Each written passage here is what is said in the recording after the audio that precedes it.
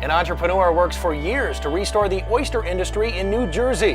Then Superstorm Sandy hits. Our boat was destroyed. We lost a lot of gear. A lot of oysters that we did have are missing. This is News on Main, your connection to small business. When you think of oysters, usually the Northwest or Gulf Coast come to mind. But once upon a time, the waters off the Jersey Shore were a hotbed for oyster harvesting, and one visionary entrepreneur wants to bring it back. New Jersey has a strong history of oyster harvesting, but pollution in the 60s, 70s, and 80s caused a decline in oyster populations. Now that the water quality has improved, there is the potential for that to take place in this state. Matt spent the past few years acquiring acreage to build the concept for his 40 North oyster farms. An oyster is like a wine grape. It takes on the flavors of the region that it's grown in. So if we have numerous sites, we have numerous flavor profiles, different oysters. So it kind of gives us an edge over the competition if we can go to a restaurant and sell 3 different or 4 different types of oysters.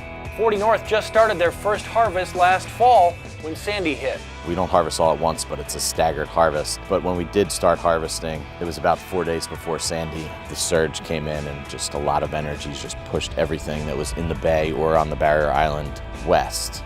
And our boat was destroyed. We lost a lot of gear. A lot of oysters that we did have are missing as a result. Matt was looking to sell about 3,000 oysters a week before the storm. Now he's just trying to rebuild.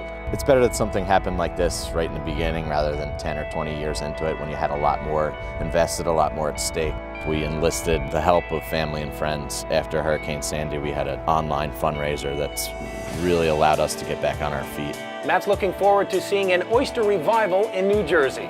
So if you walk along the shores of the Navesink River, you'll see oyster shells like this that could be anywhere up to 50 years old.